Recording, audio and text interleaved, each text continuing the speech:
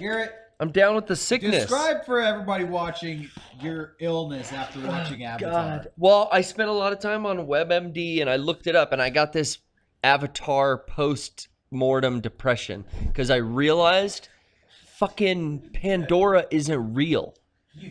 That's terrible. I don't know. understand how someone so upset Fucking about depressed. the feeling of realizing Pandora isn't real. You're watching Avatar, and then when it's done, Yeah. holy shit! I don't think Pandora's a real place. No. Wait, I'm in a movie theater? Fuck! How many times have you said that in your life? Where did they think? Where did they think they were transported to while watching the? Was the 3D that real? They thought the Edward Cinema in their local mall became a spaceship, and it took them to Pandora. I tried to take the 3D glasses home and they stopped me. Sir. They grabbed me in the lobby. I was depressed when Nightmare Before Christmas finished because I realized Halloween Town wasn't a place I could go. Oh no! And it made me sad. Because for 90 minutes, I thought I could go there. But you know what? I'm going to say it right here and now. All you Avatar haters, they announced all these Avatar sequels. I've been seeing a lot of people bagging on them. And I just want to say, check your hate at the door. This podcast ain't going to have it. No. And you know what? I've been seeing everybody retweeting, oh, Avatar sequels are going to be the most expensive movie ever made. What a waste of money. I dare anyone to post a quote from Avatar. Like it's some kind of challenge. Oh, yeah. It's bullshit. I mean, anything James Cameron did. I mean, I dare anyone out there try to quote Terminator 2 right now. JC. Just off the cuff. Don't cheat. I can quote Avatar in my fucking sleep. Me too. Dodge this. Yeah. I'm blue. I'm blue. Mm-hmm. You go ahead. You got an Avatar quote? The right off the top, watch that tail, Jake Sully. That's not it. That's Go back to Sigourney. Me. Go back to me. I was raised on Pandora, bitch. Yeah. You ain't gonna fuck with the Navi because I'm addicted to that blue ass. I don't, Yeah. So, stop shitting on the best movie ever made. Classic Avatar. I'm Jake Sully, bitch. Those quotes come right after. You thought I couldn't Jake walk? Sully, bitch. You ain't gonna fuck with the Navi because I'm addicted to that blue ass. Yeah, guess what? No, you do not get this blue ass. I am the captain now. Welcome. Theme song. I'm a lonely horseman, got my pistol. I'm just trying to be somebody besides a lonely horseman. Got my gun at my side.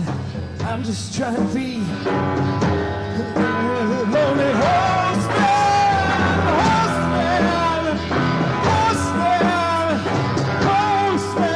Lonely horseman.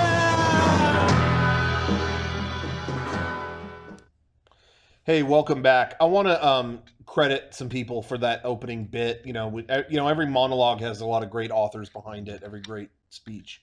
And I just want to say, Kevin said, "Oh, I dare you to quote Terminator 2," and that made us laugh. So he's not on camera, so I wanted to carry that bit. Before the podcast, Kevin was quoting Kenny Rogers' Jackass, the sketch from Mad TV, in which Kenny Rogers proclaims to the other contestants, "I was raised on the dairy, bitch."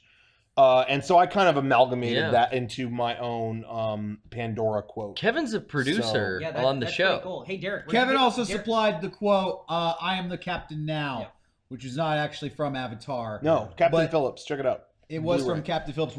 Kevin repurposed it to be about Avatar because the joke kind of works when it sounds like it could be an Avatar, but it's actually from Captain Phillips. Where'd you get your jokes, Garrett? Oh, mine? I was listening to the Howard Stern show on the way over here. Nice. Is that guy funny?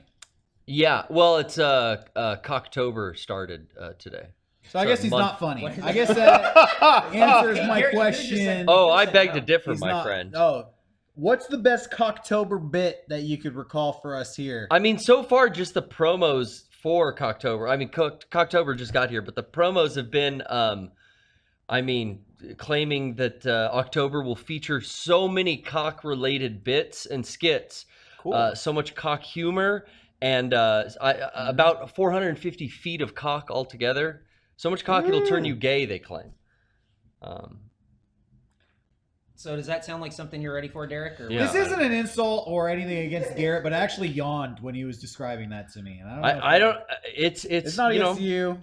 the Howard Stern show. They shoot for, I think, like just a target audience. I honestly, let's get serious for a minute. I love Howard Stern. I feel like they're at their best when they're not trying. When it was to 20 do a years bit. ago. Yeah. No, not even 20 years ago, but I feel like when they're off the cuff, it's really funny. But any of their produced stuff like Cocktober is like, Well, you know, they produce like little segments that are basically a bit to promo something that's not real. So I don't know. There is definitely going to be this theme coming up for this month. So, you know, I'm ready. George Takei, I'm sure will stop by the studio at some point. But why is that? because it's Cocktober. it's Cocktober. I mean, they've had him on for several cock-related bits and skits. Oh, I see. But yeah, I don't know. The He does some at home. You're definitely onto something though. Like him alone in the studio, That's just with the his best, guys. yeah. His crew is the best. When he cracks himself up, kind of without Yeah. trying, then And I'm cracking up at home. You still get that with like Robin's News at the end of the show, but oh man, the early years of Satellite were the peak. I go pre-satellite when he applauded for himself. Oh, K-Rock days. Yeah, Wow, it's the good Gotcha, stuff. Gotcha. Yeah, how come they don't do K-Rock month? I don't know. I mean, why they used to have strippers come in and like sit on the Sibian. Now they're having Yeah, why don't they Cocktober do that month. anymore? Hey, we're going. They're waiting for Shocktober. You gotta be equal opportunity. Play both sides. So we got Cocktober Well, this month. Get a and- guy in there sit on the Sibian. I don't care. Just The- bring the Sibian back. Cocktober and no Vagber. You'd be surprised. Pretty much Mm. everything that could have happened in a radio show has happened on that radio show. Have they Okay. put guys on the Yep. Sibian? Has Yep. someone died on the show? No, That has to people have happened. people from the show have died. Howard Stern. Well, you could talked say to- that about any entertainment. He talked to Jumper off the Brooklyn Bridge. at He one did point, talk and a suicide jumper he off the stopped bridge Okay, so they suicide. stopped the Yeah. death. Okay, that's on the good. radio live. That's an intense show. Yeah, The guy's go calling back, in. Go back to that. He talked. He stayed on the air during 9/11, which is apparently a really big deal.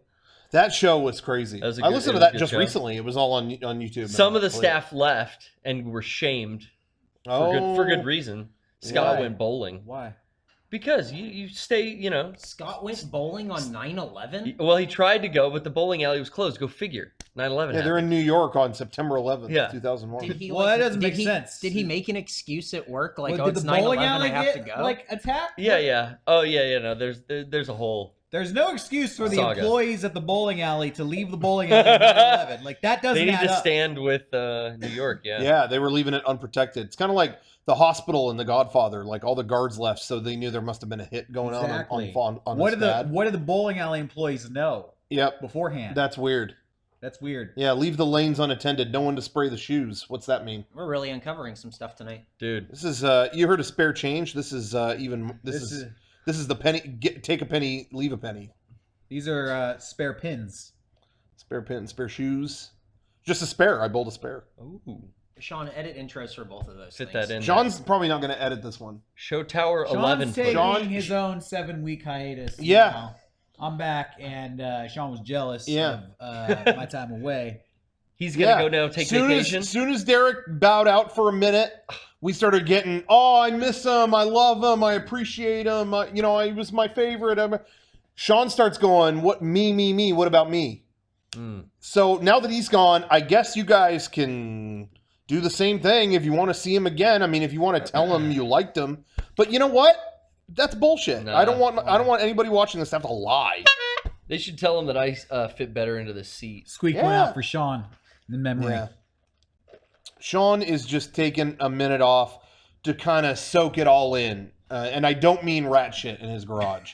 I think he Whoa. is Was he posting about that on social media, or is that No, insider information? that might be insider information. Got A but little inside. I don't think he's gonna have time to edit this part out. So I'll just say There's a summer infestation.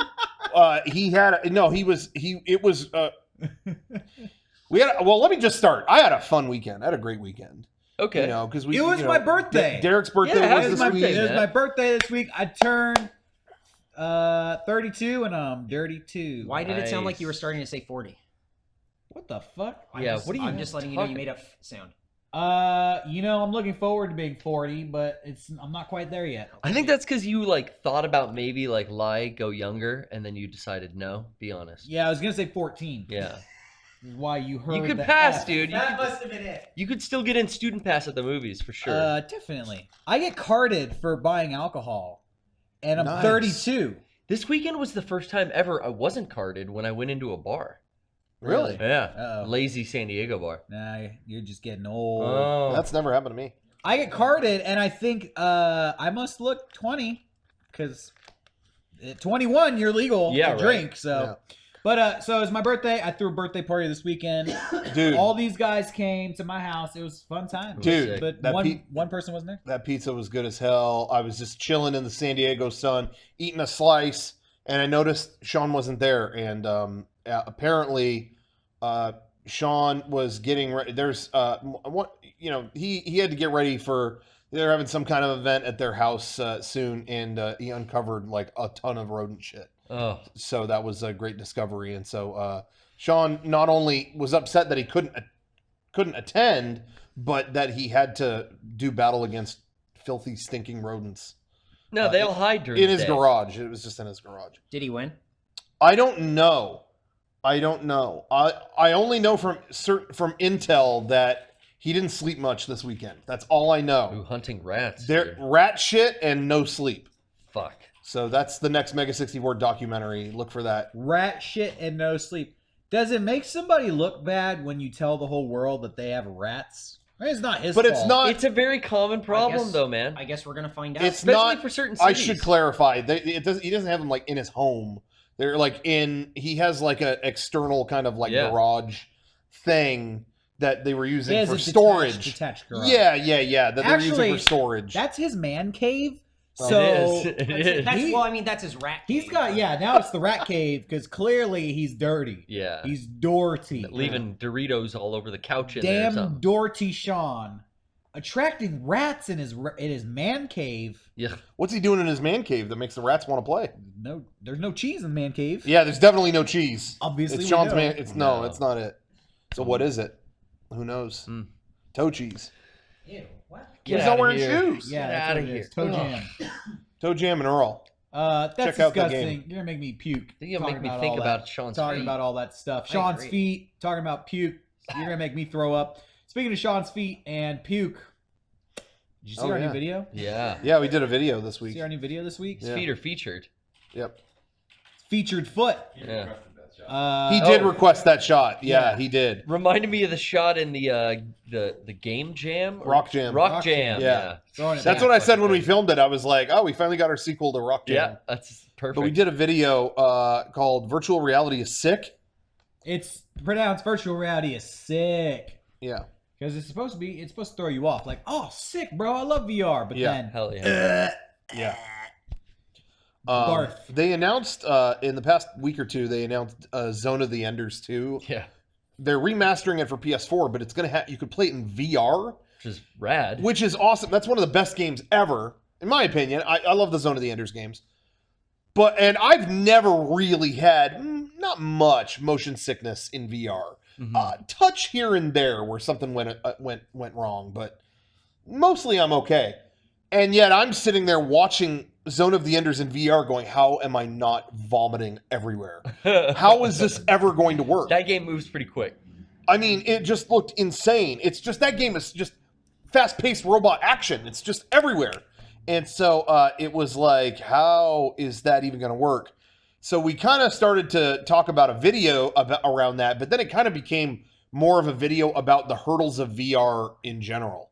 Like, VR is this really like incredible thing that you can do all this stuff with, and they're developing more things for it, but it's still held back by that one problem of like, I'm gonna throw up. I'm gonna throw up. I've been really motion sick in VR. Yeah, me too. So bad that I kind of don't want to do it anymore. Yeah. My motion sickness knocked me out for like a good 12 hours. Oh Wow, wow! I didn't realize it was like that. Yeah, like I was fucked up all Wow. day. Damn. I went from 0 to 100 on the sickness scale. Yeah. Playing VR. Oh, this is fun. Oh, get this fucking shit out of my head. Oh, I need water. Oh, I'm laying down. hot. I'm laying down in bed for the rest of the night. Like, oh, my head hurts. Yeah. Ah. It It was such a bad experience that, you know, that Star Trek game came out, and honestly, I'm like, I want to play it, but I don't want to experience that again. See, I'm afraid of some software because Resident Evil 7 was like, okay, I figured this out. I can play this without getting sick. But then some stuff I've tried and it's pretty instant where 10 minutes in, I don't feel good. It comes out of nowhere. And then I'm like, okay, I don't want to fuck with the settings and put it on and maybe get this wrong again and not feel Sure. good. I don't know. It's just funny. I haven't really had it happen to me, but there've been a couple moments where it was kind of like, whoa. Yeah. And I just kind of closed my eyes for a second. And ironically, that is kind of like the punchline at the end of the video. Is like, what's the solution to all this? I close my eyes. I was playing the There's definitely like taking it easy yourself to, keep it light. I was playing the bank robber heist game. Yeah. That came out when it first happened, and there's a level in that where you're like on a truck on the highway and you have to like shoot guys on motorcycles. And I realized I kind of had it there. I was sitting in a chair and I realized like if I stand up, my head will actually go like out of the car. Yeah. Oh yeah. And I could see all around me. So I was like standing up, looking all around, and yeah, I like turned this way while I was driving forward, and I got That'll do fucked it. up. Yeah, So- for some reason VR fucked me up. I broke the game mechanic and it just got me all fucking sideways fucked up. Yeah, not my fault. I didn't ask to be sick. But like Resident Evil 7, I had no real issues with. Yeah. Once I dialed in, No, I did try ramping up the smoothness and Yeah. like not the clicking in for directional turning. And that, I could see where, okay, I'm going to do this to myself. I'm going to make myself sick. Yeah. So dial it back to like how they kind of suggest you play it. Yeah. And that kept me, okay to beat it. Yeah. But now going and playing other stuff that maybe isn't as AAA, maybe as thoroughly tested, is where I find that like I get sick again. Huh. Yeah, I haven't really. Super Hot is a cool game to play in VR because I haven't tried that you yet. don't walk around at all. You're in one spot, so you're not going to get sick during that. It's just looking around and shooting at the. Yeah. Did you see was it E3 or PAX or something? There was a game where you had your two controller things or whatever, and in order to move, you move them up and down like you were running. Ooh. Yeah, that's cool. That's the most interesting way that I've seen someone handle movement in VR. That's interesting. I'm excited for this Doom VR that's coming for PS4. Do you go faster the faster you pump your arms? Yes. Like, oh, light Shake jog. weights are over, Ooh. dude. Gotta really run for it. Yeah. Oh, it seemed interesting. Yeah. I mean, it's different. It's better than like throwing a ball and transporting. Why don't they attach the Yeah. like controllers to your feet and you could like walk in your chair? That's way better. Yeah. See? That's more natural. So call PlayStation. I am gonna call PlayStation. I'm gonna pitch them over the phone, and they're gonna like it. They're gonna. You heard it here. They're gonna love it. like it. So anyway, that video that we did, I feel bad. Well, I mean, I guess Shawn should be proud. I mean, not for anything else, but for the fact that he had Shawn kind of did put together a lot of the vomit related paraphernalia in this video. A lot of people in the comments were giving Garrett credit, but I have to say, I Shawn wasn't there for that shoot. Yeah, I was yeah. impressed with how good that vomit came out. Yeah, Shawn- perfectly. Volume, just splashing when it hits you in the mouth, Yeah. and then you spit it back out onto the table. We have the tool Oh, actually. man. Let's do it behind the scenes. We're gonna pull back the curtain. I'll grab it. Hold Yeah, on. what you were trying to describe it, but like I've never heard of this thing. Shawn showed up here with what he made vomit. Yeah. And it was basically, what was it? It was like oatmeal and carrots and corn. Carrot, corn, and some food coloring stuff. And so there was food coloring in it. He said there's food coloring Because you really couldn't tell. It was just that perfect off shade. He put some like pink Oh, and it's yellow like food a coloring in hand there. Yeah. Whatever it was, I couldn't watch that video. Yeah, so it's this pump here, and I don't know how this works exactly, but when you pull it up like this, it'll cause stuff to shoot out the front of this part. Yeah, you stick that in Yeah. a bucket. And this goes in the bucket of vomit. So, and this thing launches it across Yeah, the room. that's got some volume. So in all the projectile vomit shots, Kevin was actually manning this, and we did pretty good because we had a panning shot where Shawn's just playing it, and as soon as the back of his head goes out of frame, Kevin slaps the hose right next to his face like this, and Shawn heaves forward while we yank this, and it's a really effective projectile vomit. Yeah. Just flinging vomit So, all over the set. Shawn came up with this It's a little juicy system. still. Is it? Yeah, they still got some. Smells like oatmeal. Yeah. I'm sure there'll be. I think there might be a behind the scenes video coming out this week or something on that. I So don't know why. I we'll have know more. it's not real puke. It's like it makes me gag that you just So- smelled that. Did it Yeah. taste No, good, it's Rocco? not real. it didn't taste bad. It didn't taste great, but it was No, bad. it didn't taste bad at all. It was nothing. Do you want to smell it, Eric? No. Do you want to taste it, Eric? No. Lick it. Lick No. the inside of that too. No. Hey, this Christmas cast, Eric should eat Eric, some you of like that this? barf. Ooh, sour carrots. Ooh. Tastes like old Hey, mustard. the diameter of that is pretty wide, you know what I mean? Oh yeah, I know what you mean. How hard's that thing blow? Oh, I know exactly what you mean. Blow knots. Yeah. Suck knots or blow knots, Kevin? I don't know what you mean. I'm sorry. Okay, Anyways, let's Well, move on. anyway, Let's move on. yeah. So anyway, so talking about the look of the vomit and stuff. When we did that video, we were actually working on a different video when we started this, and it wasn't really like we didn't really know, it wasn't really panning out, and so we moved on to this concept, and I was having so much fun filming it, but it did look gross, and I think we were saying as we were making it, I think this video will entertain some people and really upset the others, and I think that's about how it was received. Yeah, I think it was. we knew what we were getting into. I was editing the video, giggling to myself because I thought the video was funny. I was desensitized to all the vomit, but I knew as I was cutting it together, I was like, "Ooh, this is gonna really trigger some people." There are some people out there when they see vomit, it makes them vomit, and I was just giggling to myself. I was telling these guys like, "People are gonna fucking hate us." Watch Yeah. it on They're their gonna- lunch break. They're gonna fucking hate us when they watch this video. We might lose some fans, but that's a good place to be in comedy. Someone had to sit down during dinner to watch that. I saw comments that said, "Yeah, Oh. I was eating food when I watched this, and now I feel sick." But So yeah, MEGA64, since we've begun, we've always approached videos with, we either want you to love it or absolutely hate it. If you're just in the middle, then we've done something wrong. Yeah. If you're just like, I can take it or leave it, then we didn't do it right. You either need to think it's hilarious or fucking hate it. Yeah. And that's what this video was. Yeah. So it was there. That's where it was. That's where it was. The next video though won't be Divisive. so gross. We'll Well, see. I mean, we don't know. We haven't written Hopefully. it. Hopefully. I have an idea that's even grosser. Yeah. Yeah. Oh Poop. no, poop's next. I knew it. Live poop on tape. Oh, I'm sorry. This is just so upset. Someone in the chat, A Tuttle, just said I was eating when I watched it and I laughed. oh, that guy's tough. Fuck, we shouldn't have said anything. Wait, he is tough though. He is a Prime subscriber. Wait.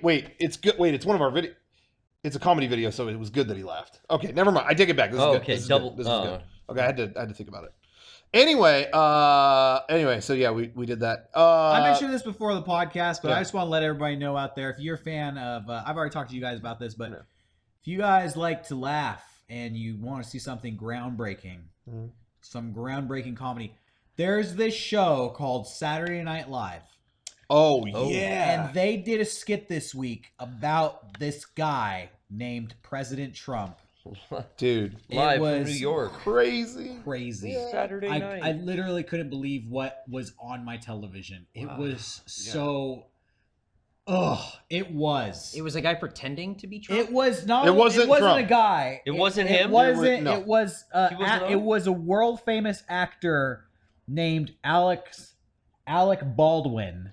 Oh, one of the brothers. This is so crazy. I The brother can't. I troupe of can't believe they actors. got this guy. He came out of retirement to do his thing. Good and brothers, yeah. He focused his lens on this guy, the president, and it was just.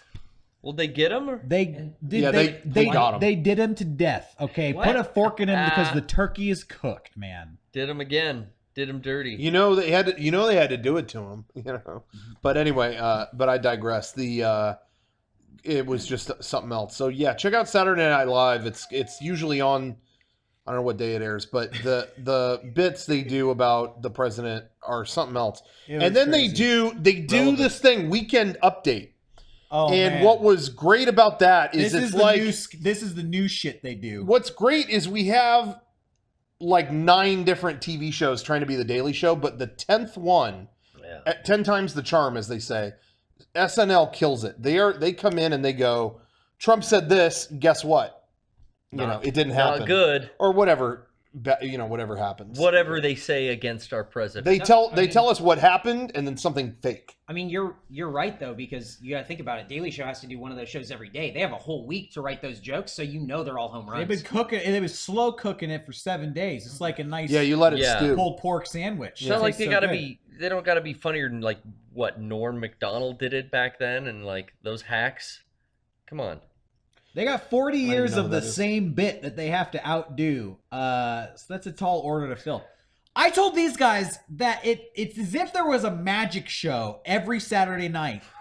And every Saturday night, the magician pulls a rabbit out of his hat. Every Saturday night. It's like, hey, that's a good trick. But I've seen the fucking rabbit come out of the hat. Yeah. You got another trick for us? So that's all. They just, it's going around. It's big news this week. They did the damn thing. We had to chime in on it. Yeah. Yeah, can you quote one SNL? Quote one SNL, I dare you. All you Jane, you Avatar ignorant haters. slut. You can't make fun of the president because I'm addicted to that blue ass. Yeah. Yeah, classic. Classic. Gotta love Kristen Wiig. Classic. Chevy Chase classic. Wig. Anyway, hey, let's talk about video games because that's really what this is. This is the #1 gaming podcast on YouTube and Dailymotion and all the other aggregates. Most comfortable. So, hey, the big enchilada this week was the SNES Classic. Did you get one? Yeah. Could you get one? Yeah. I wonder if people at home had difficulty getting them, or were people pretty much able to get them? Is what I'm wondering about. I think it was pretty. I got to say, out the gate, it was pretty lame. I thought Amazon did pre-order. I mean, everybody's pre-orders sold out. But Amazon's pre-orders did not ship. They did, and I had a feeling they were going to do this because Amazon lately's been getting cute with like their rare items. Like whenever they have some kind of rare thing on their site, they pull some stunt to sell it instead of just selling it. What's the stunt? I don't like stunts. This time with the SNES Classic, it was no one's pre-order shipped. They went, oh, we're going to sell them on our treasure bus or treasure truck. Or something that would drive into neighborhoods. Wait. Rewind. What the? No one's pre-order shipped? No. What? So if you pre-ordered it, you didn't get it? A couple weeks ago, they sent out a thing. Actually, a while back when people pre-ordered them, they did send an email saying, we can't guarantee what specific day you'll get it. Okay. All right, fair enough. They said, okay, you're not really sure. All right. You could just stick with the day it comes out. Yeah, I mean, that might work. That's a thought. But nobody knew really what they were getting at. And then the day came, and it was, we're going to sell them on our treasure hunt van or whatever it was called. And it was like a truck that would drive to different cities. Oh, it's in Baltimore now. I've never heard of this. Oh, it's in Seattle now. And they have SNES Classics in their truck, and you could go down there and get That's not how a store works. That's not how Amazon works. I just feel like ship the fucking pre-orders to the people who were on the ball and pre-ordered it. That's how I feel. But I feel like maybe I'm nuts. Offer something and people buy it and you send it to them. Amazon owns Whole Food now. So imagine if you want to get some food, but they're like, well, you have to get food from the truck when it comes to your town. The treasure truck's gonna be on a treasure hunt. Maybe you'll find it. Yeah. Then you can. What? What are the 17th century fucking pirate? Do I have to sail a boat and commandeer the treasure truck? Why are we doing a treasure hunt? Well, you should have got an Echo or the AR eyeglasses they sell, and you can help them find the treasure truck. Do they ship a rolled up map to your house with an X on it, and you have to go locate the treasure truck? It's Wi-Fi enabled. It just sucks. I mean, someone in the chat just said it, but it's true. If you have a pre-order on Amazon, it still says, we need more time to solve. We don't know our stock. We need more time. And it's like, you guys had enough for everybody. It's It out. sounds like. That But, sucks. You're late. but anyway, They have That's cute. like a release day guarantee or whatever, right? That on when- certain things, yeah. It seems weird because I know a bunch of people who order through Amazon and don't get stuff on the day it's supposed to come out. That's happened to me quite a few Hit or times. miss. It happens a bunch. Like It didn't used to. It used to happen all the time. And I think what the difference is, maybe I'm wrong on this, but I think the difference is because I used to always get a day of, no question, no problem. They started using their own carrier service. Like they always used UPS or FedEx. Yeah. And lately in the past year or two, they've been trying they're trying to build their own They just send white to vans. cut costs. Yeah. And I think I'm in a particular neighborhood that is part of that. So they will often deliver to the wrong place on the wrong day. Fuck. And UPS or FedEx doesn't do that. So I know, like, it'll get a little spotty towards Christmas. it got way spotty. Yeah, this last because your year. Christmas gifts will be on a treasure truck, and you have to go hunt them down. Your This last grandkids year- gotta hunt them. This last year, Amazon fouled up so bad for everyone in my family personally. Huh. Yeah, there were lots of like sorry notes given to people, like your gift didn't show up, or you know. Wow. Sorry. That's why I use Alibaba. Yeah. Yep. Wait. So the treasure truck, is it like an ice cream truck where you don't know Yeah. where it is? No, And- they tell you on like Twitter, I Like- guess. They Korean tweet out the barbecue truck? I location, think. I mean, that's just what it sounds and like. you have to leave your house. Yeah. Find the truck. Amazon's supposed to bring stuff to your house on a truck. You need to get in your car Yeah. and go find You their gotta truck. Yeah, that's kind of how I felt when I heard about this. You're going to fucking Amazon's house to get your shit. Yeah. no, you're going to Yep. Amazon. So this was this is kind of what You're I'm. going to their car. Yo, meet me at the parking lot. I got a bunch of NES classics in the trunk. Sounds shady as fuck. Okay, I'll sell Amazon. them to you. So, anyway, if you went to Best Buy, you probably got it fine. There are Best Buys everywhere, and How'd the that work? Best Buy stores got like 200 or 300 each. Wow. So, like, if Jesus. you went, you probably got it. But it just blows my mind that Amazon, being as ubiquitous as it is, couldn't deliver them to kids who wanted them. I don't know. I'm just like still reeling Well, from that. let's. I can't believe mean- that. kids. Sure. Kids don't want them. Sure. 30-year-old men who think they I'm a still kid. are kids. I'm still a kid at heart. Yeah. Hell yeah. It's exactly what I just which said. just proves Derek's. It doesn't matter. But for the men, children who want them, I gotta leave my house. Nah. Yeah, it was stupid. But anyway, but But- we ordered from Best Buy. Yeah. I got mine a day early. And I for think, the I think most people for the did. people who Nice. have them, Yeah. let's give a review. I really like it. I like it so much better than the NES Classic. Yeah, the NES. I like the NES, but this is kind of a novelty more than this. Where now you actually got like some of the best games ever. These games, despite being old, are still captivating. They're Yeah. really fun. Yeah. The NES Classic, I got it and I was happy, but each game was, 15 minutes, 20 minutes at most. And I was like, all right, Yeah. I'm done. These games, I'm playing for hours. Yes, totally. Super Metroid, classic. Yeah. Just as fun today as it was when it came out. Yep. Final Fantasy 3 is one of my favorite games ever, and I'm like hours and hours into it. And you realize this is the system where games became more than just like little novelty, things. They're stories or they're big expansive things. And Well, and You just look at new games coming out on Steam, indie games, whatever.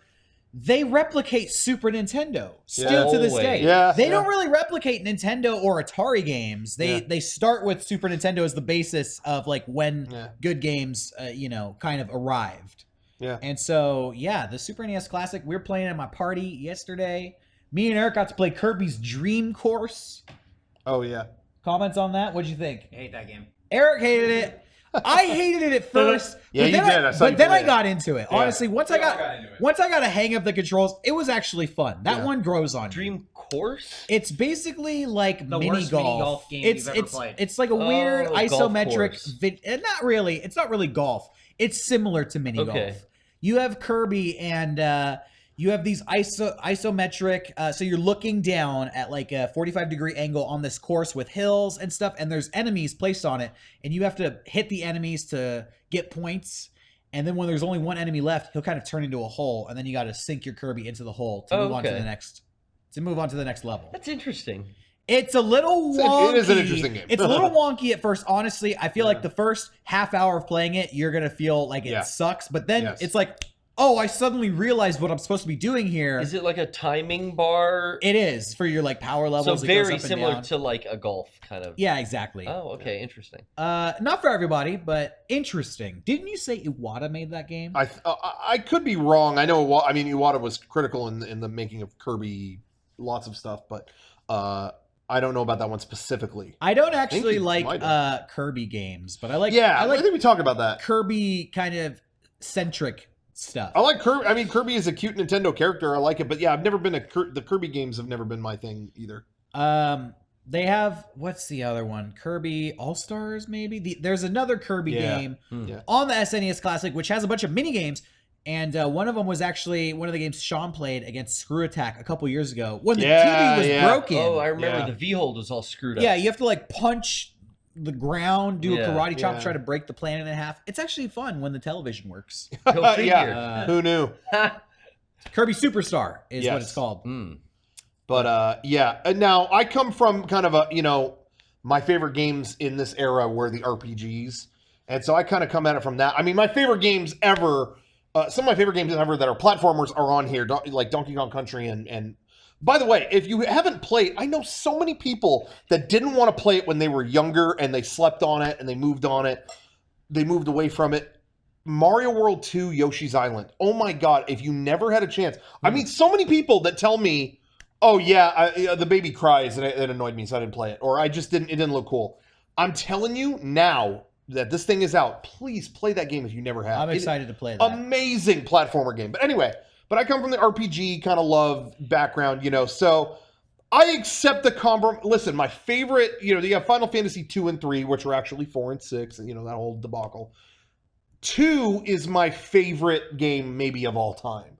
Okay. But 3 is like kind of, I would say, objectively better. So I accept the compromise. Okay, we're not going to put all the Final Fantasies on this thing. You get one of them. You get one of them. I accept the compromise because it's a great game. 3 is one of the highest quality 16-bit games ever made. So I respect that. But no Chrono Trigger is the only glaring, to me, the only glaring omission on this thing. Well, there's certain compromises I accept. There's no Uniracers. That too. That is my Chrono And you Trigger. know what? That's not even a joke. That's an omission too. You want a good racing game. You want whatever. You got Mario Kart, but I think you could have put in Uniracer. Did you guys play Star Fox 2? I haven't heard anyone talk about it. I've played Star Fox 2. And IGN gave it a review. Wait, yeah. Oh, what? Yeah, IGN reviewed reviewed Star Fox 2 and ripped it apart. Yeah. Wow. I'm pretty sure I didn't read. Rocco read the review out to us. Didn't they say the graphics aren't good? It was like, their IGN's review of Star Fox 2 was like it came out and was developed this week.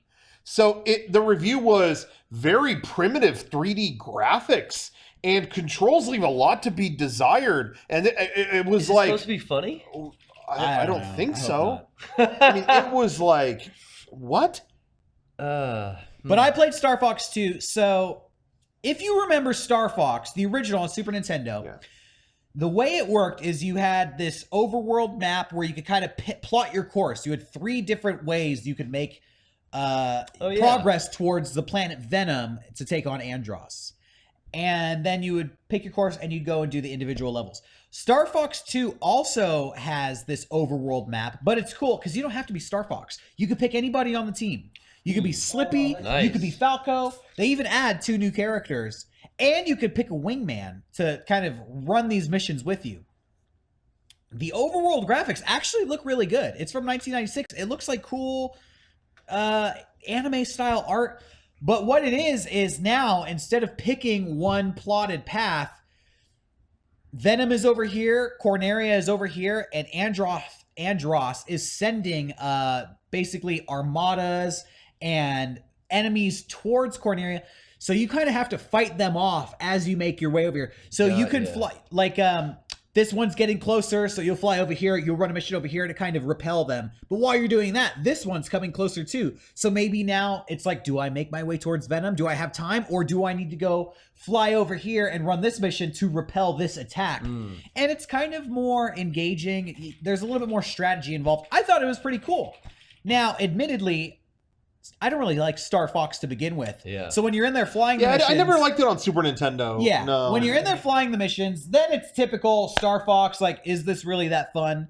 But the strategy of defending that map, I thought was cool. Yeah. And I like strategy games, so that was really appealing to me. Yeah, that was a series I didn't care about until 64. Honestly, 64 was like, oh my god, I want to play this over and over and over. But yeah, on Super Nintendo, for some reason, my brain was like not ready for that. Even Star Fox 64, personally, I didn't really like, because I feel like they're very, when I'm in an aircraft, I want to fly all over. And those are just like, you can kind of tilt the screen up, you can kind of tilt it this way. Aiming. Like, you always got to bring it back to them. It's not very open. It's kind of restricted. Oh, Star Fox 64 is like one of my favorite games of all time. Yeah, same here. I think those SNES games are like okay, and you can see like the stepping stone for like Star Fox 64. But man, Star Fox 64 I think is just something else. Like that's the only reason I hope they make like Nintendo 64 classic. They got it. Yeah, so I can just play that Star Fox. Totally. I for me. Love that game.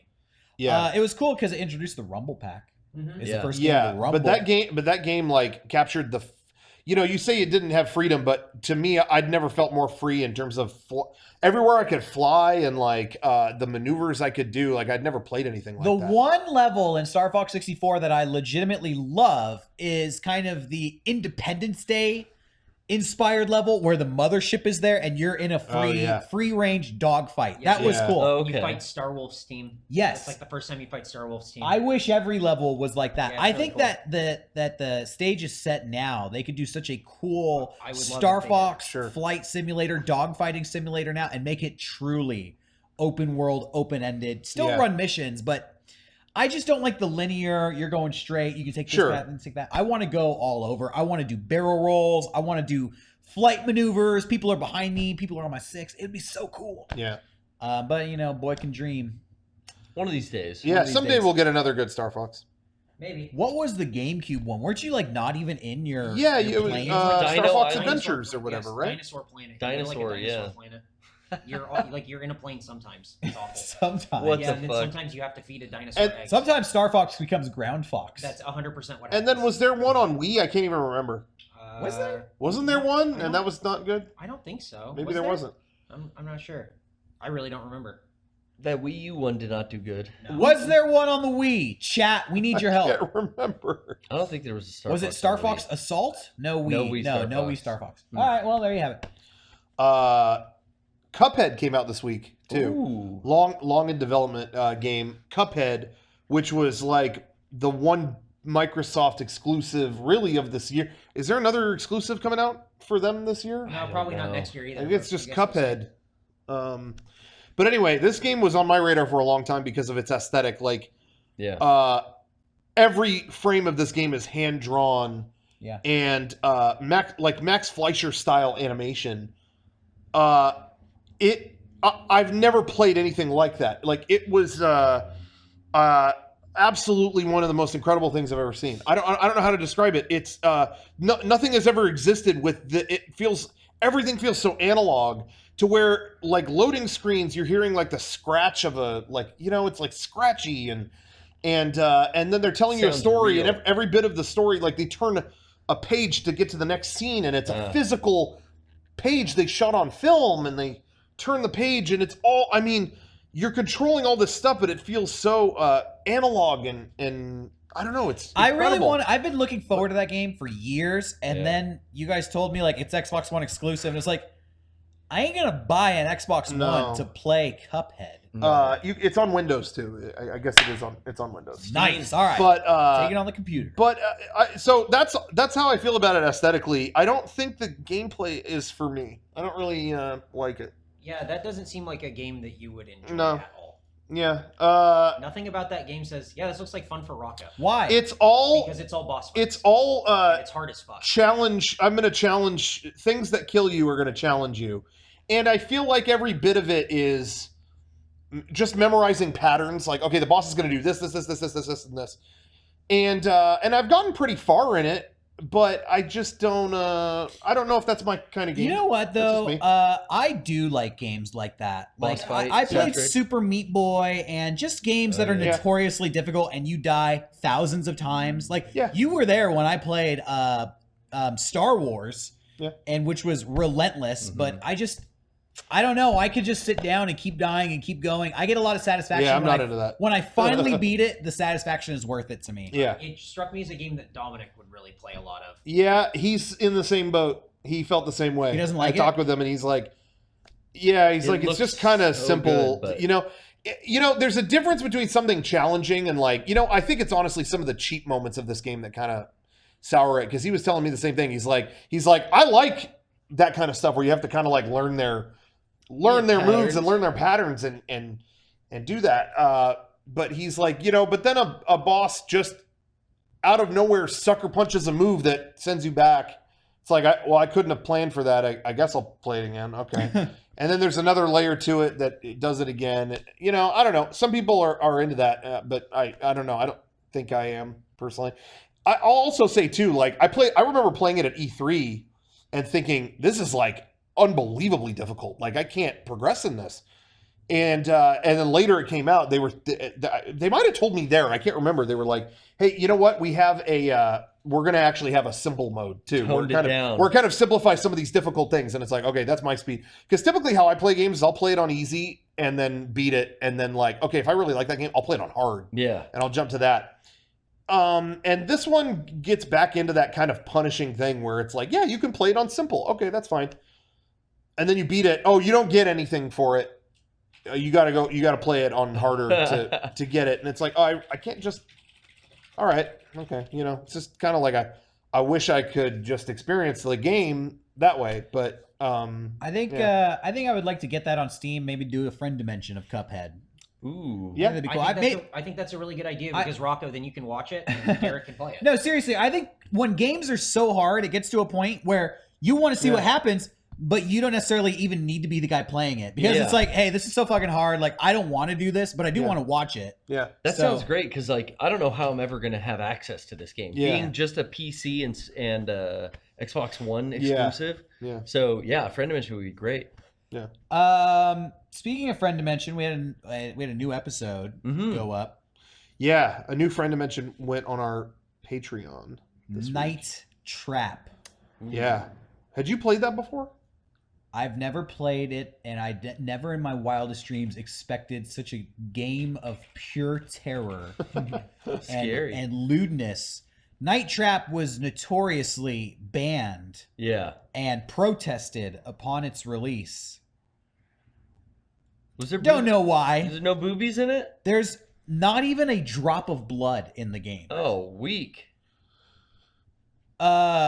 But I had fun playing it on Friend Dimension. That game is awesome. It was actually really fun and it's really cheesy, really charming. It was like in its time kind of, lauded as this thing that was going to corrupt children. Gets a reputation. Basically, the Satan incarnate was put in this video game. And it's so funny when you watch it now because it is so tame compared to even old games like Mortal Kombat or Street Fighter are more violent. Yeah.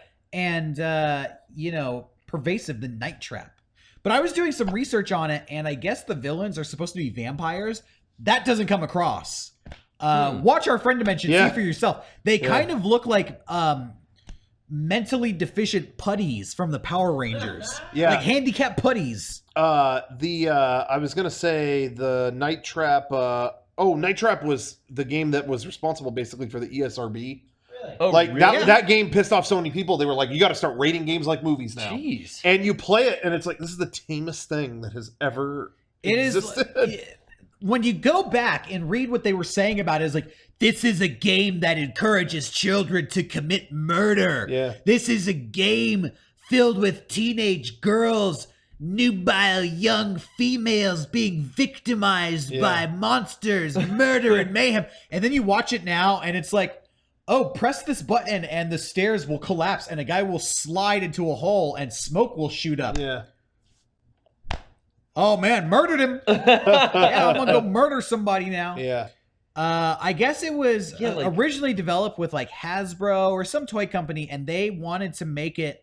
They were worried that if the game was too violent, kids would repeat the violence that they saw. Yeah. So they purposely went out of their way to make it non-repeatable acts of violence, which is to say stuff that is so fucking loony. You couldn't like make your stairs go straight and Yeah. have people go down a hole in your house. And the villains are technically vampires, but they couldn't call them vampires because that's too craven and gruesome. Oh, God. So they call them augurs, augers, augurs, but they still suck blood. But Oh. they don't suck blood using their teeth and fangs. They have a machine that sucks blood. Wait, what the fuck? Stick with me here. But the machine cannot be repeatable violence. So it's not clear how it sucks blood, They just talk about that? but it does. It is so like gonzo, like trying so hard to be tame that it just becomes like inadvertently hilarious. Yeah, that's We had a lot of fun playing Yeah. it. Honestly, Yeah, I it was really great. enjoyed playing it. Yeah. But it's kind of hard to describe like what it is and what is so appealing about it, other than it's fucking goofy. Yeah. And I don't know, you got to check it out for yourself. It's awesome. Is it up on like digital? Like, you can download it? Okay. Yeah. Get that game. That game is a blast. That game was so much fun. what did you play it on? PS4? Yeah.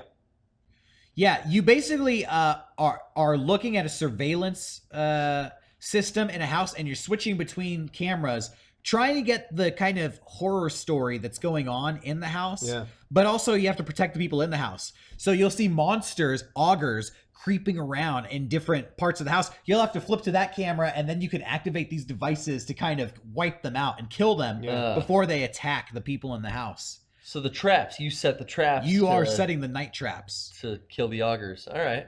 When I was a kid, there was this game called, what was it called? I think it was 13 Dead End Drive, Okay. where you had this board that was set up like a mansion with different traps in it, and you would try to move your opponents into like underneath a suit of armor, and then you could knock the armor onto them and kill them. Yeah. Night Trap is like the digital version of 13 That's Dead cool. End Drive, and it just makes me feel like so happy. You know, there's just something satisfying about catching somebody in a trap. I don't know. I Yeah. really liked it. Oh yeah. There's a whole game series Sega does called the Deception Yeah. series. That's all just you have no attacks. You just set traps and the enemies get lured into them. That's the only damage you can deal. I like that kind of stuff. That's cool. It's up on Friend Dimension now. You can see Friend Dimension if you support us on Patreon for just $1. Yeah. Speaking of which, we do have a sweepstakes through our Yes. Patreon. We do. We're a little bit late on this. We were supposed to announce these winners end of August, but you know what? Better late than never. We do have the MEGA64 sweepstakes. Details are available on our Patreon. No purchase necessary to enter. But we have some winners here. We drew the names out randomly. We took all the names of everybody who entered. We put it into a random internet selector. It spits out these 3 names. We It want chooses the random internet selector chooses a random internet I've heard that. to pick people from. Different ISP. seriously, like, how do you pick something randomly? Well, if you Google search random internet selector or random selector, there's these programs where you just drop stuff in there and it'll be like, this one. So Hey. we don't, we just pop the names in there. It spits them out. We are happy to announce the winners Who of got our it? sweepstakes. We will be sending these people an email to get in touch with their contact information. But if you're watching tonight, Deidre Hong, you're a winner. Nice. You win the MEGA64 sweepstakes. Joey Farrell. Oh. Joey's a winner. Situation. Deidre's a winner. Joey's a winner. You both win the MEGA64 sweepstakes. Yeah, boy. Nice. Number 3, Nathan Hong. Nathan's also a winner. 3 we got winners? Deidre. We got Joey. We got Nathan. 3 winners of the sweepstakes. Woo! We're going to be contacting them, sending out exclusive MEGA64 prize packages to you 3. Woo! If you Damn. want to enter the MEGA64 sweepstakes, go on down to the Patreon. Details are available. No purchase necessary, but of course, all of our patrons are entered automatically every month, and Just for those $1. are the winners. No, you can get in without purchasing, but if you support us, you're automatically entered. Easy. So yeah, we try to make it easy. And them's the winners, everybody. The MEGA64 sweepstakes. Some people don't know we do it, but we do it, and you just saw it happen here today. We do it. We did do it, and we got it done. Dadgummit. Yeah. Shawn's not here. I feel bad ending even a minute early if Shawn isn't here. I know. It's like And I'd feel guilty if we didn't push it like No. 30 minutes over just You're to prove right. to him that we could do it. We I have agree. stuff to say. why not take advantage of the situation? We should. Yeah. Hey, we should make a couple little announcements. Let's Okay. do it. You Let's wanna do it. Yeah. Well, first of all, let's get some sponsorship stuff out of the way, just real quick. I want to say, if you're watching this show on Twitch, guess what? We're recording this on the 1st of the month. It's the 1st of October. Can you believe me? Can you believe me? I It's the can't first, believe well, it's the you. first No, of Cocktober. No, you can't. Oh, it's the 1st of October. I can't October believe 1st. you. Yeah. But anyway, Twitch, they did it again. They unsubbed you. If you Fuckers. subscribe to us through Twitch Prime, which if you have Amazon Prime, Yeah. doesn't cost you an extra dime. It's and you free. and you get a free subscription every month. Gotta get Guess those what? emotes They back. unsubbed you. So you got to re-up. You got to go to the button, the subscription button. Use Twitch Prime. If you have Amazon Prime, it doesn't cost you a dime. Click it, sub to us. I like You're going to get a great experience, ad-free. You get the emoticons. Friday you get Night Doom, Yeah. Ashtree 321. I'm seeing people subscribe to they're Twitch doing it. Prime as we speak. Beautiful people. They're in the browser doing it. And if you want to be among those great people and have that icon next to your name of pride, show it to us. What do you get access Sub to to when you us. subscribe to Twitch Prime? No ads, emoticons, and that you put that No emblem next to your name. ads. Yeah, all kinds of stuff. We're not Right, corporate. And you give We're us not. a taste. We don't buy into capitalism. Get the ads out of here. Yeah. You get the icons. It's like going to a fine Italian restaurant and you get the cheese That's right. on your meal. That's what the icons are. Yeah. They're the They cheese come by with to it the fresh. experience. You don't want to They not have grade cheese. it right there. Okay, so anyway, do that if you get a chance. I want to also point out that this last week on Friday, we put a few items in our online store. A couple have been resurrected, but one is new. We brought back the classic MEGA64 snapback and the psychedelic 64 shirt, the tie-dye shirt that we Nice. did before. They're both back, but we also put the Bloody Guts hat out, which is like a dad hat kind of situation. Yeah. That's on the site now, so A you can soft pick one cap. of those up. Yes, You don't have to be a dad to wear them. that's Yeah. true. I saw a cute girl wearing one at the airport the other day. Yeah. Nice, dude. She probably wasn't even a mom. She was No, pre-mom. she Pre-mom was- status. She was pre-mom status. She was probably just flying ponytail through the little dad loop. That could be you. That could be It could be you. But we want to announce a couple things. First of all, speaking of merchandise, hey, if you guys are going to game days this year, November 11th and 12th, we're doing MEGA64 game days in Anaheim, California. Get your tickets if you don't already have If them. you don't have them, get your tickets to the day one event. The day one event, which is like, kind of a mini convention, and we have screenings and panels and guests. We already announced one of the guests is Fatal Farm, the creators Awesome. of Lasagna Cat and a lot of the commercials you see on TV and all kinds of other stuff. They're amazing. They're going to be there. But anyway, if you're planning to go, what we do every year is we have an official game day shirt that we'll all typically wear. You don't have to, but a lot of times there'll be a shirt that we designate as the official one, and we'll all wear it. Well, let's break it down. When we go to the park on Yes. the second day, Yes. you don't have to stick with us all day. You can Yeah. split off and do your own thing. Yeah. This shirt is an identifier. So if you're Yeah. floating around on the park and you see somebody all the way across the hall, Yeah. you could spot them out. That person's there for game days. Yeah. Maybe you can make your own little group, join up. Because game days is about bringing the fan base together. Exactly. About making lifelong friends. Oh yeah. You know what? On Heart Slayers, I'm gonna give a shout out to my own podcast, relationship podcast. No, do it. There was a question: do MEGA64 fans? What was the question? Do MEGA64 fans make good boyfriends and girlfriends? And I said, absolutely. Yeah, hell because yeah. if you're into MEGA64, that means you've got good taste, and you don't Hell don't yes. have good taste in just regular mainstream stuff. Hell you yes. you dive deep and you're into that obscure stuff. And legitimately, I said, you got cool stuff to talk about that nobody else in the room will be able to talk about. Exactly. And that's what you'll see when you have the game day shirt. You'll be like, I can talk to that person about cool shit. Bam. MEGA64. Yeah. So, so without further ado, if you want, our official shirt this year is going to be called the California Adventurers shirt, and it's up for pre-order right now. Shop.mega64.com. We put the pre-orders up, and the pre-orders are ready to go right now. And what we're doing for this shirt is it's going to be a pre-order only. The pre-orders will close a week from tonight, so at the end of this podcast next week. Yeah. So you have 7 days to get it, and then we're going to close it down. And that'll be that. Think of this as like the Amazon treasure truck. Okay, it's just rolled into town. Yep. You have 1 week to get the shirt. The treasure hunt starts now. Get But on you it. don't have to go to Game Days to pre-order it. If you want one of your own, just anyway, you can do that. You But- can get one for yourself. It's a rare MEGA64 item, so it will become valuable over time. Yeah. Mm-hmm. So anyway, so there's that. And then, people have been asking, we mentioned before we're getting the guests organized for Game Days. Oh, yeah. There were a couple guests we were talking to that I mentioned before that were kind of like, one of them kind of was falling off the face of the earth. One, a couple people that we were talking to, I'm going to. And we said F you. Yeah, a little douchey, and at the end of the day, they didn't care about the people going to Game Days. Go back to the yeah. shithole you crawled out of, Trevor Noah. We don't want you Yeah. anyways. Yeah. Just go away. I got a daily show for you to see. Right there. Shove it up your... Watch out. Anyway. So we replaced him.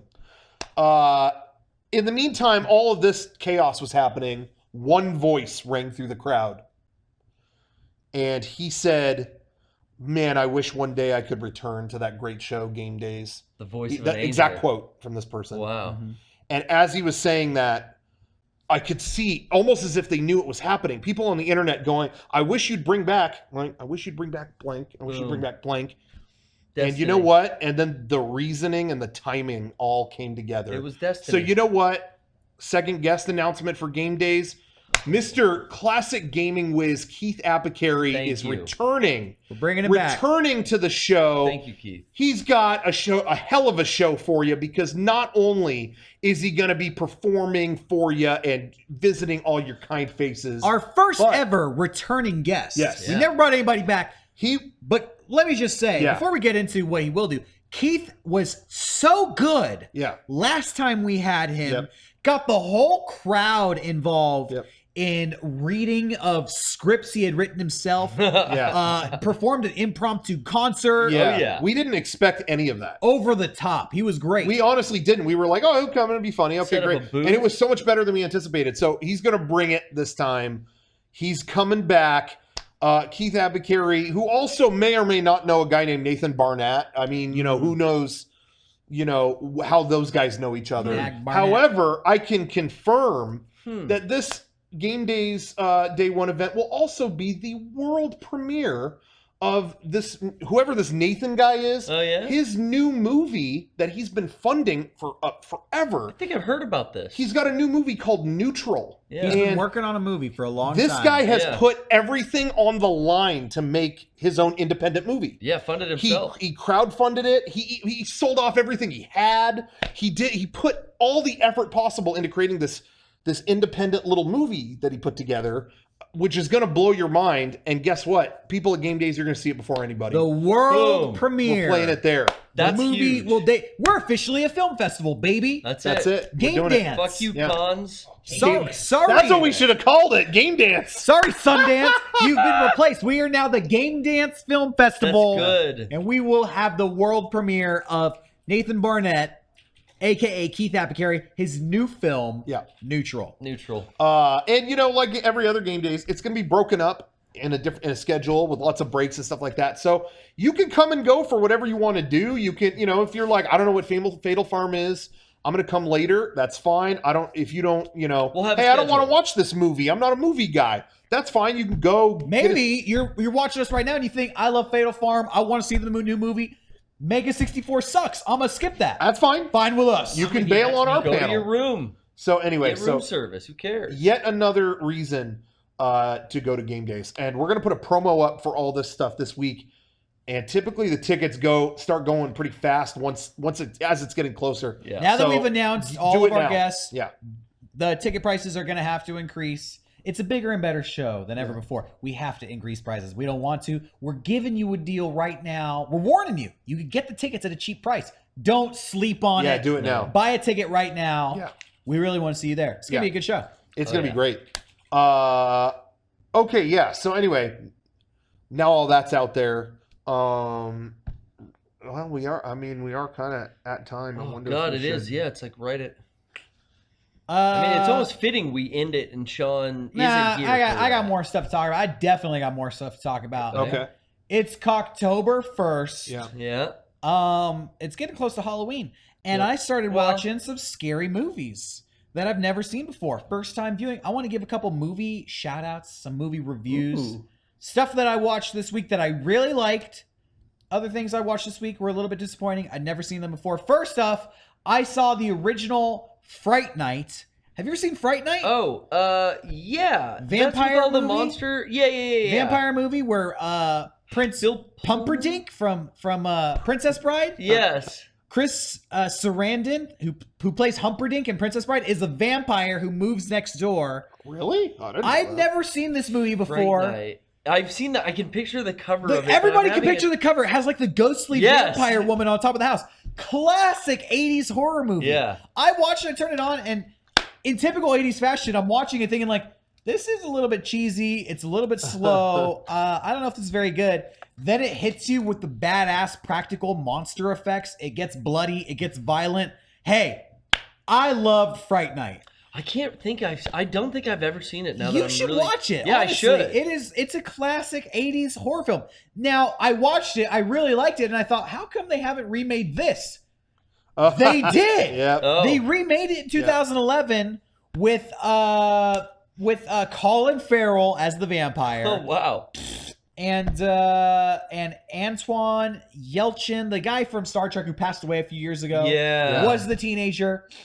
It was so forgettable. It just makes you think about, like, why are they remaking movies when the one that came out 30 years ago is still highly beloved and people forget the new one even existed?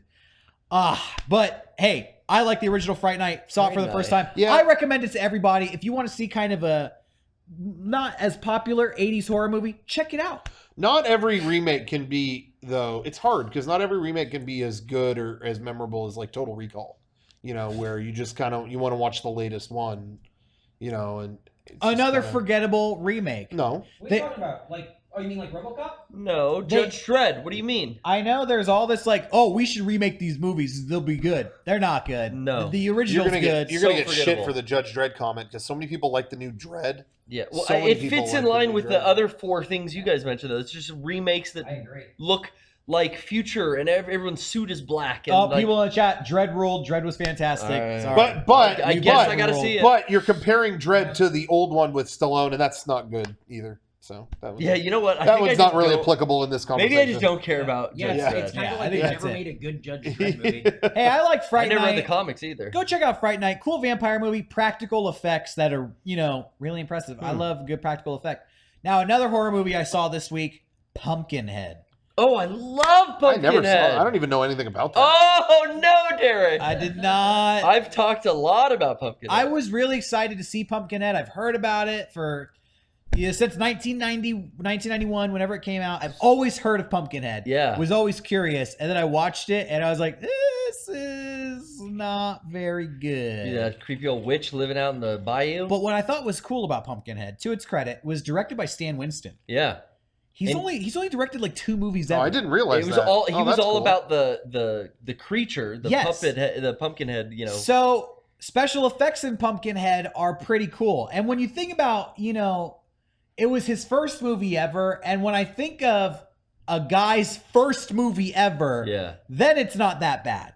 For a first movie ever, it's pretty good. But then you think of Stan Winston and you think of Terminator, Jurassic Park, Predator. You kind of compare him to all these other directors that made great movies and collaborated with him. And you're like, all right, well, you're no Steven Spielberg. He's good at what he makes, not Yeah. what he directs. So Pumpkinhead itself looked cool, but I just feel like the directing and the handling of the story was a little bit sleepy. Lance Hendrickson. Dude, how buff is he in that? It's funny because he's buff and He's young and buff, which he's you never buff see him. and not buff at the same time. He's like skinny buff. He's like super skinny, but the muscles he has are rippling through his skinny body. Yeah. So he looks like a buff skeleton. Is the best way to describe it. He looks like a heroin addict. Really. Yeah, he's very Iggy Popish. Pumpkinhead is about a demon that will avenge you if it basically comes after child murderers. There's nothing wrong with that. If you've had tragedy in your life and your child died You can suddenly, ask for revenge. you can invoke Pumpkinhead to get revenge for you. And that's what happens in Pumpkinhead. Lance Hendrickson, invokes the power of the Pumpkinhead. But then it kind of like falls apart. It becomes extremely cheesy. So Yeah. I'm not going to say it's good or bad, but it is whoa, is it cheesy? Oh, it's cheesy. It is fucking cheesy. There's a second and a third That I heard were made for TV movies. and I've seen. Yeah, they're like sci-fi original movies. Yeah. But I do like the second one. There's some good kill scenes. Really? Some teenagers get killed by the monster pretty gruesomely. I can see why Pumpkinhead has become a cult classic. I think the character is so intriguing. There's not a lot of like unique monsters when it comes to monster movies. Right. And this one's like similar to a humanoid form, but really, really tall and lanky in its arms and appendages. It's kind just of like a weird It's kind of like monster. a gross demon. Yeah.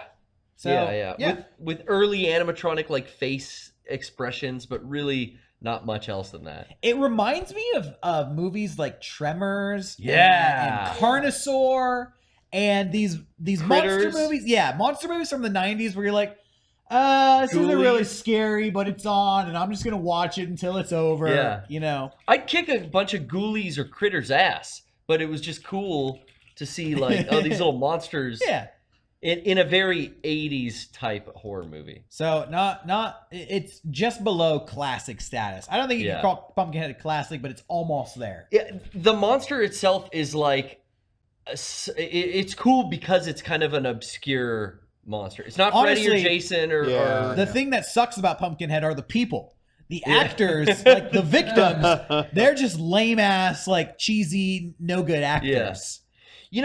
In a way, it reminds me of what's that first Eli Roth movie he made? Cabin Fever? Cabin Cabin Fever, Fever? which Yeah. is very much trying to be like Evil Dead, and it's funny. It's his directorial I can debut get as well. Cabin Fever vibes from it. It's the shitty kids that are just shitty for no reason other than to move the plot along. Yes. In this one, they run over a kid with a dirt bike. Like Yeah. they're just fucking asshole Yeah. city kids. What's funny is they're asshole city kids. They show up in this rural part of America, and one of them, for no reason, insults a little kid. Like, yeah, you look fucking dorky. Like, and all his calls friends, him Four Eyes. yeah, right? and all his friends kind of call him out. Like, hey, This kid's that 6. asshole is a 6-year-old kid. Like, this kid doesn't fucking deserve it. And the guy gets so like huffy and puffy that his friends have called him out. He's like, Jimmy, get the dirt bikes out, and he just gets on a dirt bike and like angrily goes dirt biking. Yeah. And then like they're on the like, side of the road. yeah, I'm on a dirt bike here because my friends were calling me an asshole. And then he like ends his dirt bike by coming back and running over that kid. And he thought calling him Four Eyes was bad. Cute little kid. Yeah, and then it takes off from there. So I saw Pumpkinhead, And there's a twist, There's a couple twists and turns. Check it out if you like cheesy horror movies. It's Halloween time. Pop on Pumpkinhead. Mm-hmm. Hey, speaking of cult classic stuff, I got some beef here. Okay. I'm starting to see compared to last year, and you tell me if you've noticed this. I'm starting to see a lot more instances of Halloween 3 getting played around town, midnight movie type stuff. I'm starting to see a lot more Halloween 3 stuff in general. Dude. Okay. So am I getting credit for that or what? Because think- last year no one was talking about it. You turned And then a lot of people on. I gave a part of my soul, really, and put it all into performance and acted out the ending. And I don't think anyone would have even known that movie existed had they not seen my performance. Rocco's ego. And I'm getting no credit. Rocco's ego is on spaceship mode right now. Dude, I'm telling you.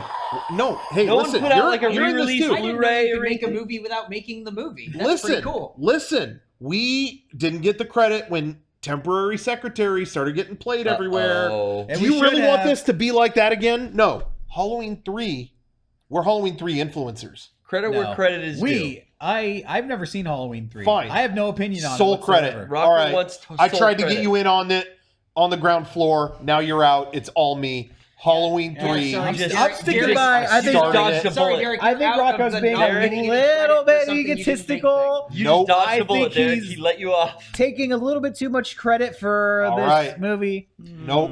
No one would have seen it ever if it wasn't for A few me. weeks ago, I was asked to talk on a horror podcast. I don't know if I even mentioned this to you guys. I got an invitation through the MEGA64 podcast email.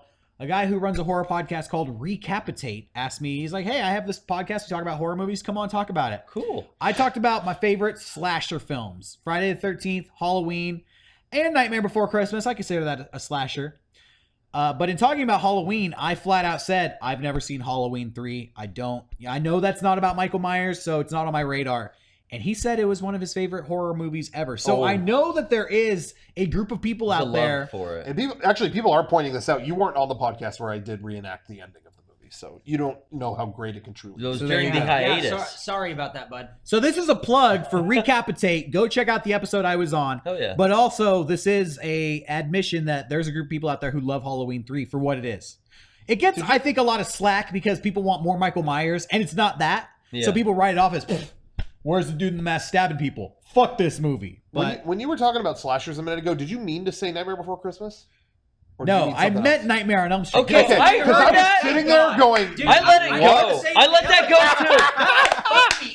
I was just sitting there going, people watching at home could see, This is Halloween. people This is watching at home Halloween. could see our faces start to morph. It was like, what? I Wait, messed up. I meant to just say some a Nightmare on gears. Elm Street. Okay. Yo, I if figured, a I figured. Nightmare Before Christmas was a slasher, that'd be pretty Would cool. have been better. I'm like, I don't remember the part where Jack Skellington kills people. Sally like He's already dead. de-arms herself. He slashes a teddy bear open and like looks at its insides. Make a prequel to The Nightmare Before Christmas. Call it The Nightmare Before The Nightmare Before Christmas. And it's a slasher film about how everybody ended up in 17. Halloween Town. They were human, but they died, and now they're... Dude, like, how the clown with the tearaway face got his face torn off. yeah, Sally is like this stitched up doll because, you know, she was disembodied by some serial killer. Sick. It would be fucking cool. Dude, do it. The Nightmare Before Christmas. That's my idea. You know, we were talking about theme park, obviously earlier, theme park stuff because we're doing game days. You know, we're going to California Adventure, but between California Adventure and Disneyland, it's like this time of year comes around and they just slap Nightmare Before Christmas stuff on everything. Yup. It really, honestly, and you know, I throw a little fit every time they change the Haunted Mansion into that and they this and that, but I don't hate the movie. I like that movie. Yeah, same and I'm going here. to say this, even though I groan about them slapping it on everything, I think it is more than deserving of its own thing that's just there year round. Just build a ride for that and be done with it. Instead of, it's become this thing that they just stick on things, and it's like, it's good. It's a good movie. Yeah, it's overrated. Definitely, it's overrated, but you know, that's not their fault. I think that it suffers from Rick and Morty syndrome. Or maybe you could say that Rick and Morty suffers from Nightmare Before Christmas syndrome, where the original product is great. Shut up about it. Yeah. The But, you know- fans have taken it too far. Well, yeah. I mean, that's without question. That Definitely. happened in the early 2000s. Remember how much merchandise came out of like Hot Topics? Well, Nightmare was Before Nightmare Christmas Before came out in Christmas related? 1993, and it wasn't until about 5 years later, 1998, where it was a children's movie, but then all those kids became angsty teenagers, and it was like They became seen. You know, everybody likes the Little Mermaid, everybody likes Aladdin, but when I was a kid, I liked the Nightmare Before Christmas because I'm weird. And then Hot Topic was selling it like, hey, yeah, I have a Jack Skellington shirt that I got from Hot Topic. And they speak with those accents because they're weird. It's like, you're fucking American. Strife was like that. You're from Southern California. You don't need to talk like that. Yeah. Somebody in the chat named Powerpuff Girls Season 2 says it's Gangsta Looney Tunes syndrome. For some reason, Gangsta Looney Tunes everywhere. Yeah, exactly. But with Nightmare Before Christmas, though, it had a good product at its core. Oh, Like that's a dude, good movie. Danny Elfman and Tim Burton. But you know, as I get older, I feel.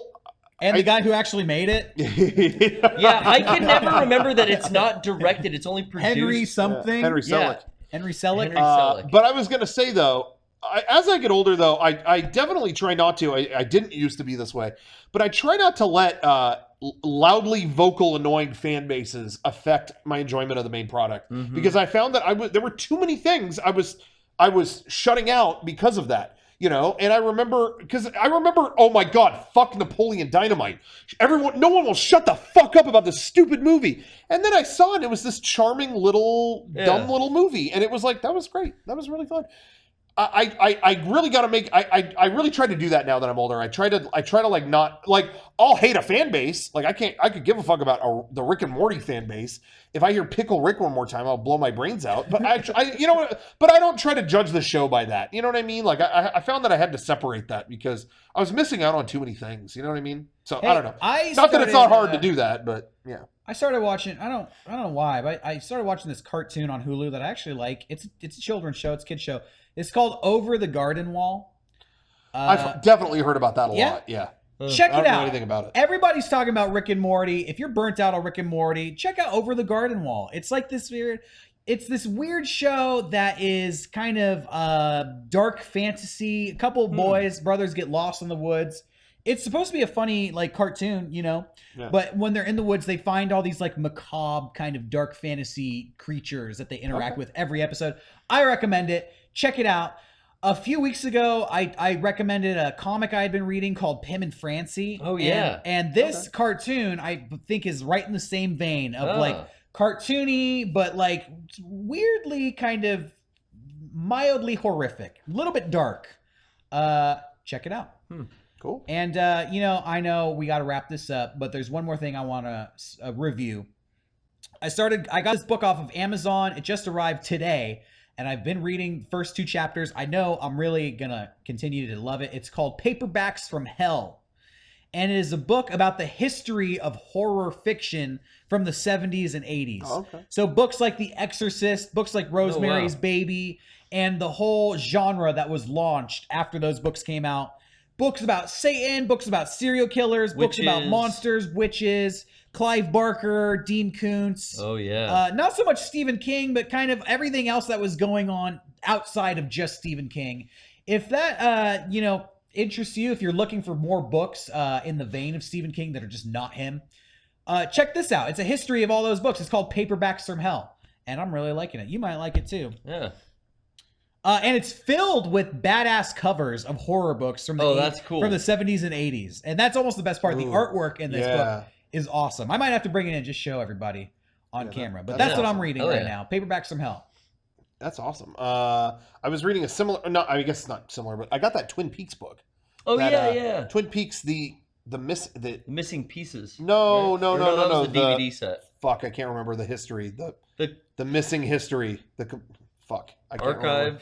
File. Cannot remember The it. Twin Peaks book. Yeah, we know The Twin Peaks book that just came out about a year ago. And anyway, and that's all full of like, it's like someone made up a bunch of notes and like fake artifacts. And it's just a book of that. Like, hey, that's and this drawn in there and stuff? the secret history. That's what it is. Twin Peaks, the secret history. You would really like it because it's all just, hey, we found some old notes from Lewis and Clark. I don't know how this is important. It was, they basically found a box by someone called the archivist, and it's a lot of like Twin Peaks history stuff. And they open it up, and it's like there's a letter from Lois and Clark, and it mentions a ring. Superman. It mentions a ring that they found. Like some Native Americans brought them a ring, and they say that white men brought it to them, but like no one from Europe came at the time that they were there. So where did they get this ring? It's like all this historical stuff that kind of ties in like Twin Peaks lore. It's pretty cool. It's really cool, and it's like super cheap on Amazon. Is it cheap? Yeah, it's like really nice hardcover, and it's like $14 or something. Oh, like that. damn! Like, yeah. Oh, that's good. I just pre-ordered a book on Amazon.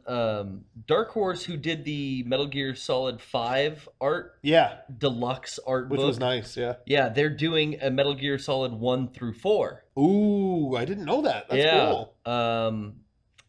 I think Amazon's got it up for pre-order still. It's not coming out till I think next year. Yeah. Okay. Well, if you get it from Amazon, you have to get it off their treasure truck. Yeah, I'm hoping. Oh, do you know where the truck is going to be? I've got my Dragon Radar app installed to hunt down the treasure trove truck. I just have a bad feeling that somebody's going to carjack the treasure truck, and that's it. That's it. All the Super NESs are gone. You never see them again. Oh, never man. ever. They go on eBay. They pretty much already did that to their patrons. Hijacked them. Yeah, Highway robbery. Hijack their stuff. It's highway robbery. Literally. Well, anyway, yeah. Oh, I think that does it for us. That tonight. does it for the podcast. Sure. We got to I mean, pretty sizable, hour and a half almost. Yeah, we got far. Yeah. Did we do that? Oh Yeah. wow. Good Should job. we We did we can good. do an after show? I've got a gnarly bladder. I'm let's do down. like a cool ending for this podcast. Let's do like a memorable like. Name a quote from Avatar. No, we already did. That's how Oh, we already opened did that. Name a Mm. quote from. Trying to think of another movie. Go ahead. Another JC movie, classic JC. Name a. Oh, you know what? Name a quote from The Abyss. Oh, Yeah, I dare you. wow. Go ahead. Kevin just no. Yeah, if you think Kevin, James Cameron's so memorable, go no, ahead. I don't think anyone picked it up, but Kevin already had the best quote. was it? Kevin's quote was. Yeah, just a drowning sound. The Abyss. My favorite Ooh. quote is, "Just take a piece of water." My favorite quote is, "This ain't the abyss. This is piss."